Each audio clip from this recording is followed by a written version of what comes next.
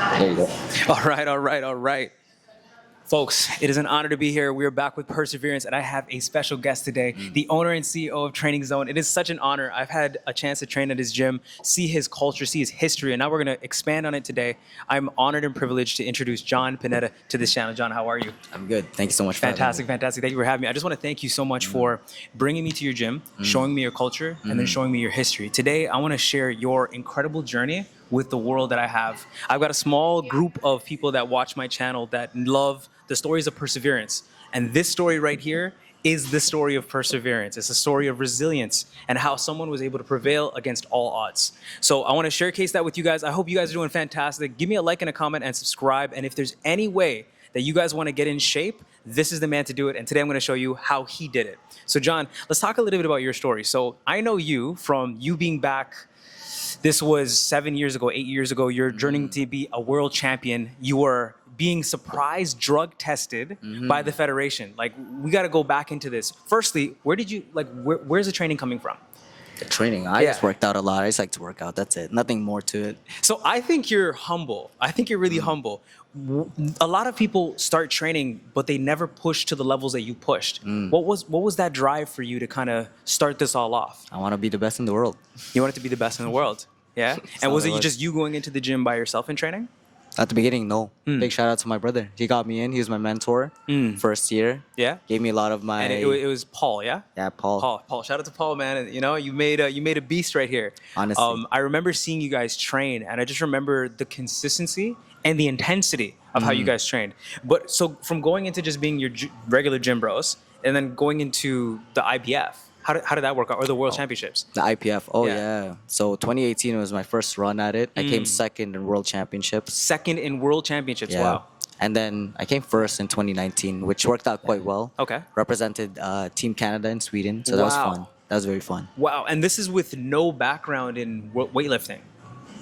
So, guys, I just want you to understand that this is an individual that has no background, not a genetic outlier, or is a genetic outlier, and managed to find his way into the elite realms of Canadian weightlifting Olympics. Are your numbers still there today? Yeah. But it's not Olympics. We're powerlifters. World powerlifters. We are powerlifters. We squat, bench, and deadlift, and then we try to see who gets the biggest total. That's it. And the difference between them and Olympic lifters are the clean and jerk. Yeah, it's a movement in itself. So one and the other. Wow, incredible. So did that, you know, and reached the limit. You still have the world record for the bench. Not world record, I wish. I have national records. National records. I have all the national records, I believe, except for squat. Okay. I still have the bench press, the deadlift, and the total. And this is Canada-wide. Canada-wide. Incredible. Nationwide. Yeah. Wow. I was 7.5 kilos away from the world record. Wow. Very far, but very close at the same time. Wow. I wish I got that, though. It's a chip on my shoulder. You still made a name for yourself, though, right? Yeah. Considering where you kind of came from, not having a history in it, and then placing yourself in the great list of the nationals. You continue on there. Where did training go after that point in your career? Training took a back seat. Training was a resume builder for me. I didn't go to university, but I knew I had to buff up my resume. Right, 100%. So having world champion on my resume did put me in talks with better positions in life, especially financially and, you know, within the realms of work. That privileged me into working to where I am today. Now, afterwards, I focused a lot more on my career for about 2 years. And then from there, training did take a secondary place up until really last year. Within this last year, I've been training consistently and have competed in bodybuilding. So I've transitioned from powerlifting to bodybuilding. And that's been quite good. We've done one show, regional. I took first in true novice, first in novice, and then second in the open class A. So that was quite good. I'm hoping to do a full run next year for the nationals, which I hope will align me to be in talks of a IFBB Pro card. Wow. So you're going for a card. Wow, that's incredible. Yes. So John, you know, one of the things that our viewers don't know about, and one thing I really respect about you is you have a very self-start approach to life, a very ambitious approach to life. You always believed in taking obstacles on, and you set the bar high. early on in your life. Where did you get that approach? You're constantly pushing the envelope. For someone that's out there that's watching this video right now who doesn't have the advantages, doesn't have the size, right? You might be coming from a genetic position that you're not meant to be great in fitness, which most people in a South Asian, North Asian society would have to put themselves in that box, right? You look at the greats, you're not going to see too many Filipinos or South Asians in there. How was your approach? That's the reason why I want to crack that bubble and share that with so many people. Oh yeah, you're right. I don't have too many role models that are Filipinos within my size 100%. that I can look up to. That's 100%, true. yeah. Manny Pacquiao, that's it. Really. Yeah, and you're and guys, John is setting the way. He's paving the way for people that don't have the genetic potential, that are told that they're too small, that are told they come from an island where there's no possibility for them. This is proof right here that it is possible to do. And that's the reason why I was so excited about this interview, because we don't have enough people that bring that legacy to the table. I see what you're saying. Right? That's so true. I want to go into your mind and you could even say your spiritual disposition to face that, to be a trendsetter. Where was that? With powerlifting in itself, if I saw someone hit a number, it was humanly possible for me now. So you believed it was attainable? Obviously. Someone did it. They're not God. They're not God. If they did, I can do it. It's just how far can I go? So you never put a limitation on yourself? I do. I understand that everything takes sacrifice. Right. And my trade-off is time versus sacrifice. Is it worth for me to sacrifice that much time and effort into learning that one skill? Will it benefit me and make me happier? And if it does, I'll keep going at it.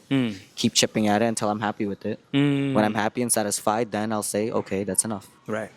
So you set this tone. You knew that it was powerlifting. You were not going to let anybody move you from it. That's life. And you pushed it. I'm talking about life. I've 100%. learned that from powerlifting, that everything is humanly possible.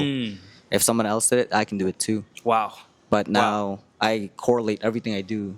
Fitness is just one part of my life. It's one part of what makes me. It's not my whole life. I don't like But making you used fitness. you used it, and it fueled your mindset to help you get to the place where you're at now. Yeah, I'd say you learn a lot from fitness. It helps fitness. quite a lot, yeah. Definitely. So a very big pivotal point of this conversation, guys, is fitness is transformative. There's a reason why John invested so much into it, and why I believe in it so much, and why we believe in the power of personal training in memberships and you being fit. And that's the power of John's story. But going into more of how fitness is one part.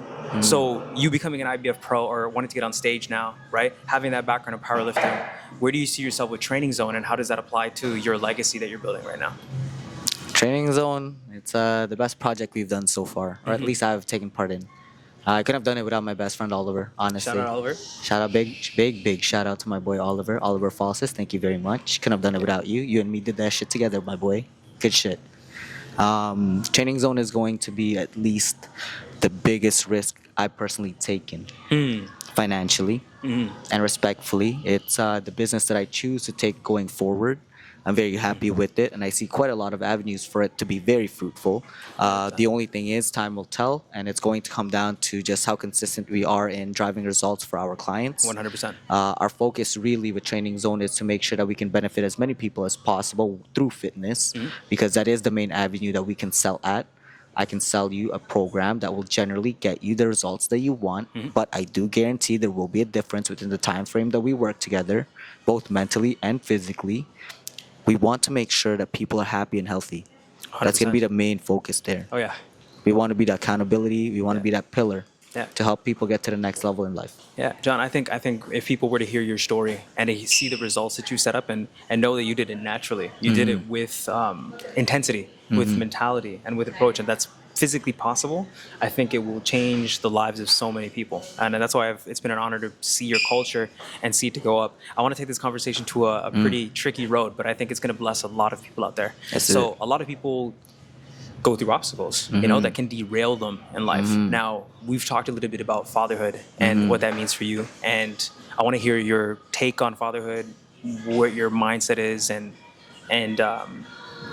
really where your headspace is now. Yeah. Fatherhood is, if you're privileged enough to go through fatherhood, take advantage of that situation and cherish every moment of it, realistically. As a father, your children come first before you, before any kind of emotional burden that you have. As a man, you got to burden a lot of that pain. So Now, when it comes down to it, putting your kids in front of your needs is going to be pivotal and Vital. very, very vital for when you are turning from a boy to a man. yes, sir. I'd say there's quite a lot of differences when it comes down to responsibility. You're no longer responsible for yourself anymore. You're responsible for more people. For the young one. Fatherhood has only helped me grow as a person, even with business. Now in my own realm, at the same time with this business, I'm not just responsible for myself anymore. Every time a new member comes into play, I'm responsible for their needs, their well-being as time goes on. Again, both financially, emotionally, and I also have to be responsible for them and making sure their needs are fulfilled as an employee. There's a lot more responsibility. Yep. Fatherhood only teaches you responsibility, in my personal opinion. It's a blessing. I agree. No, 100%. And the fact you've taken it on and the obstacles that you had to face through just to be that role is incredible. I always like to finish off my interviews by giving flowers. You know, there's a really good saying: you want to give your flowers to people while they're here, not when they're gone. So, I've met a lot of trainers in my time, in my 4.5 years of going to multiple different gyms, speaking to multiple different trainers. There's few that come with the type of intensity that you bring to the table. The intensity, the compassion, and then the greatest impact of a trainer is what he can do to his community. So it's not just how good he looks, but it's how good he can make his buddies, his partners, his brothers, his family. Since I've watched your business, I've seen your direct family take an influence and a hit and improve drastically, from seeing your mom on the Instagram stories to seeing the young one, you know, your youngest brother, training with him and seeing just his passion for it, and then to seeing Oliver, you know, hearing his story, right? How you've been with him for 8 years. It's incredible, you know, and these are the stories that I wanted to highlight on this channel as trainers. I've met trainers that are genetically blessed, right? We're talking 6'3", Abercrombie and Finch looking models, right? That never really had to work hard. Your story is the exact opposite of that. It's just obstacle, grit after grit after grit after struggle after he should have given up there or he should have stopped there, but you kept pushing it. You know, you kept pushing it. And one can say that that's cockiness, one could say that's confidence. I think that's willpower. I think that's resilience. And I think that's the bread and butter of what an entrepreneur and a businessman is. And that's the reason why I wanted to interview you and give you your flowers where it's due, because I think it's incredible to be a part of. It's incredible to witness. It's incredible motivation. And I think your story will impact the lives of millions. Right now, the hard part about life is people only praise those that get to the top, but I can appreciate those who are going to the top in the middle of their stories. So, Thank you so much. It's an incredible honor, man. One more time, John Pineda. Guys, if you want to follow where John is all over Instagram. He's on social medias as well, too. He's got his own gym. We are based out of Victoria Village area. John, you want to plug your information in? Yes, Training Zone Gym. We're going to be opening in the week of July 21st up until really the 1st of August. The main and official opening date will be August 1st and that entire month of August. Let's go. That's going to be a fun time, very busy time. Oh, yeah. We're going to be at 100 Sunrise Avenue, Unit 119. And in terms of hours, we'll be there most of the time. Typically, we go home around 2 a.m. So let's take a look and let's see what hours work for us. I hope we can build a happy and healthy community in that area.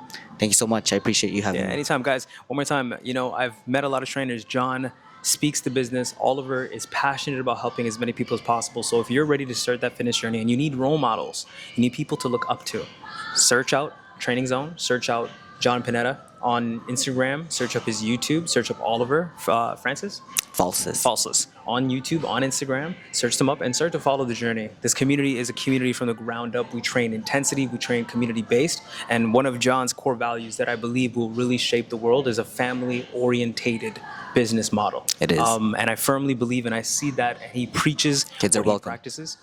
Kids are welcome. Yeah, Bring your kids kids. are welcome. Bring your you know, kids. and we will build champions in that facility. And I believe in Training Zone 100%. So it's, again, one more time, John, it's been a pleasure and an honor. Thank you. Thank you.